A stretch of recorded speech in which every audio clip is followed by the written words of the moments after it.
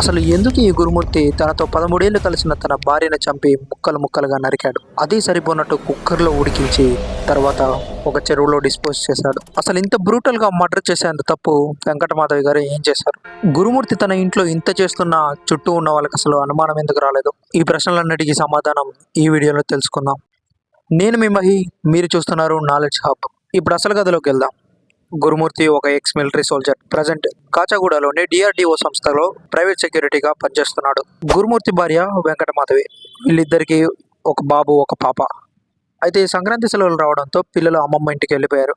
పిల్లలు ఊరు వెళ్ళిన 4 రోజుల తర్వాత, అంటే జనవరి 16న గురుమూర్తి వెంకటమాధవి తల్లికి ఫోన్ చేసి, మీ అమ్మాయి నాతో గొడవ పెట్టుకుంది, ఇంట్లో నుంచి వెళ్ళిపోయింది, మీ దగ్గరికి ఏమైనా వచ్చినా అని అడిగాడు. వెంకటమాధవి తల్లి రాలేదు అని చెప్పడంతో గురుమూర్తి, సరే మీరు కంగారు పడకండి, నేను వెతుకుతాలే అని చెప్పి ఫోన్ కట్ చేశాడు.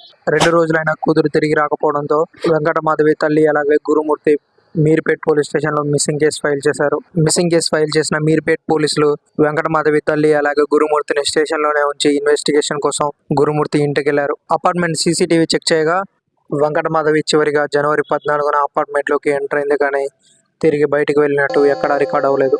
తర్వాత జనవరి 14, 15, 16 గురుమూర్తి మాత్రం బయటికి లోనికి తిరగడం పోలీసులు గమనించారు. వెంటనే ఇంట్లోకి వెళ్లి వెతకగా ఒక మటన్ కొట్టే దొంగ కనిపించింది. తర్వాత అపార్ట్మెంట్ వాళ్ళని అలాగే చుట్టూ ఉన్న వాళ్ళని అడగగా వాళ్ళు చెప్పిన సమాధానం ఏంటంటే హెవీ కుక్కర్ విజిల్స్, అలాగే ఇంట్లో నుంచి ఒక కుళ్ళిన శవం వాసన రావడం వాళ్ళు గమనించారు. దాని గురించి గురుమూర్తిని అడగగా గురుమూర్తి తను పెంచుకునే కుక్క చనిపోయింది, అది చనిపోయిందని రియలైజ్ అవడానికి తనకి టైం పట్టిందని చెప్పాడు. దాంతో పోలీసులకు కథ అర్థం అయిపోయింది. వెంటనే పోలీస్ స్టేషన్ లో ఉన్న గురుమూర్తి దగ్గరికి వెళ్లి తమ స్టైల్లో ఇన్వెస్టిగేట్ చేయడంతో నిజాలు బయటపడ్డాయి.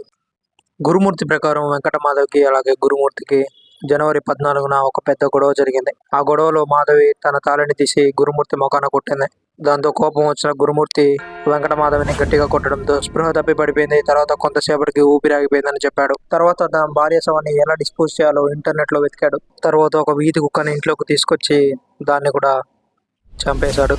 తర్వాత ఇంటర్నెట్ లో దొరికిన విషయాన్ని ఈ రాక్షసుడు గురుమూర్తి ఆ కుక్క మీద ప్రయోగం చేశాడు. తర్వాత సక్సెస్ అయిందని తెలుసుకుని వెంకటమాధవి శవాన్ని బాత్రూంలోకి తీసుకెళ్లి ఒక దుంగ మీద పెట్టి ముక్కలు ముక్కలుగా కొట్టాడు. తర్వాత ఎముకలని మిగతా భాగాలని వేరు చేసి ఎముకలని పొడి పొడిగా దంచాడు. మిగతా అవయవాల్ని కుక్కర్లో వేసి ఉడికించాడు. ఈ సమయంలోనే చుట్టూ ఉన్న వాళ్ళకి కూలిన శవం వాసన అలాగే హెవీ కుక్కర్ సౌండ్స్ వినిపించడం మొదలైంది. తర్వాత ఉడికించిన అవయవాల్ని నుజ్జు నుజ్జుగా దంచాడు. తర్వాత అంతా కలిపి బకెట్లో తీసుకెళ్లి జల్లలగూడ చెరువులో కలిపానని చెప్పాడు. ఈ విషయాలను ఇంతకు ముందెప్పుడు వినని పోలీసులకి ఒళ్ళంతా గగ్గుర్లు పొడిచింది. వెంటనే పోలీసులు ఆధారాల కోసం జల్లలగూడ చెరువులో వెతకగా ఒక్క ఆధారం కూడా దొరకలేదు. దీంతో పోలీసులకు మరో అనుమానం వచ్చింది. ఒకవేళ గురుమూర్తి పోలీసులను తప్పుదారి పట్టించడానికి ఇలా అబద్ధాలు చెప్తున్నాడేమో అనిపించి తమ స్టైల్లో మళ్ళీ ఇన్వెస్టిగేషన్ మొదలుపెట్టారు. అయితే ఇంకా నిజాలు తెలియాల్సి ఉంది. ఒకవేళ తగిన ఆధారాలు దొరకకపోతే గురుమూర్తికి శిక్ష పడే అవకాశాలు కూడా చాలా తక్కువ. పోలీసులు ఆధారాల కోసం చాలా కష్టపడుతున్నప్పటికీ ఒక్క ఆధారం కూడా ఇప్పటివరకు లభించలేదు. పోలీసులతో నిజం ఒప్పుకున్నప్పటికీ కోర్టులో నిజం ఒప్పుకోవడానికి గురుమూర్తి నిరాకరిస్తున్నట్టుగా పోలీసులు తెలిపారు.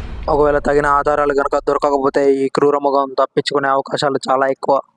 ఒక తల్లికి బిడ్డని, 2 బిడ్డలకు తల్లిని దూరం చేసిన ఈ మానవ మృగం వాళ్ళకి చివరి చూపు చూసుకునే అవకాశం కూడా ఇవ్వలేదు. గురుమూర్తికి శిక్ష పడాలని ఆశిస్తూ ఈ వీడియోను ముగిస్తున్నాను. Thank you.